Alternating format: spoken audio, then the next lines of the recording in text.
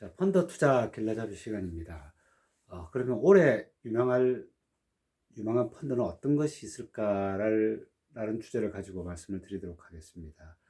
올해는요, 우선 작년을 조금 살펴보게 되면요, 작년에는 사모펀드의 전성시대였죠. 그래서 사모펀드라든지 구조화 상품으로 투자를 많이 했었습니다.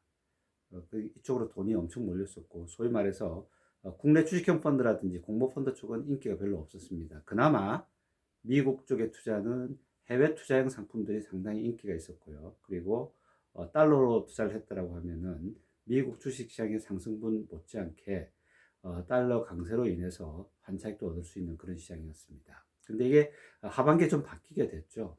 아시다시피 몇몇 사모펀드 운용사들의 어떤 환매 중단 사태, 그리고 DLF라는 상품이 굉장히 독일 금리라든지 유럽 금리가 지속적으로 하락하면서 뭐 초유의 원금 손실뿐만 아니라 그리고 거의 원금을 찾을 수 없는 지경에까지 이르게 되는 상품들이 많이 있었습니다. 근데 올해 같은 경우 어떠냐면요. 사실 경제 전반적으로는 뭐 좋다 안 좋다 이렇게 이야기하시는 분들도 많이 있는데 사실 그렇게 나빠 보이지는 않습니다. 특히 우리나라 같은 경우에는 작년이 워낙에 안 좋았기 때문에 올해 같은 경우에는 대형주 중심으로 특히나 반도체라든지 뭐 2차 전지라든지 이런 쪽 관련된 업종들은 상당히 좀 괜찮을 거로 보고 있기 때문에 사실 이쪽에 대한 투자를 조금 늘려나가는 것도 괜찮을 것 같고요.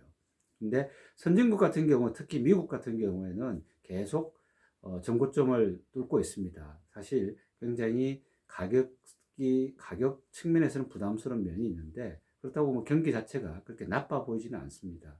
뭐 엄청나게 좋은 건 아니지만 나빠 보이지는 않고, 그 당분간 금리를 인상할 기미는 별로 보이지 않고 있기 때문에 여전히 뭐 투자로서는 나빠 보이진 않는데, 다만 작년 대비해서 기대 수익은 많이 낮춰야 할 거로 보고 있습니다. 올해 어, 한 자리 숫자 후반부에 어떤 그런 수익만 가지고 간다고 하더라도 상당히 괜찮을 것으로 보고 있기 때문에 여러분들께서 투자를 하신다고 하면요, 선진국인 미국은 이미 조금 비싸지만 그래도 조금 더 먹을 수 있는 여력은 있을 것 같고요.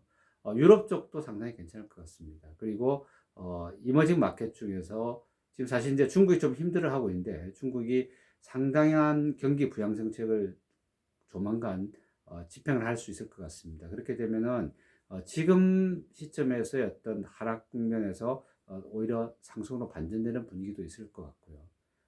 이런 상황에서 국내 주식 시장도 조금 더 괜찮을 것으로 보여지기 때문에 이쪽에 대한 투자도 조금씩 늘려나가는 것이 괜찮겠다. 그래서 전체적으로 고위험 자산에 투자한다기보다는 전체적인 글로벌 시장 전체에 대해서 자산 배분의 관점에서 뭐 우리나라 주식을 한 50% 투자를 한다든지 50% 선진국 30, 이머징 마켓 뭐 20, 이렇게 좀 나눠서 투자하는 어떤 방법들이 좋을 것 같고요. 그 주식뿐만 아니라 채권 같은 경우에도 좀 나눠서 좀 더 안정적으로 시장에 잘 대응할 수 있는 포트폴리오를 구축하는 것이 좋을 것 같습니다.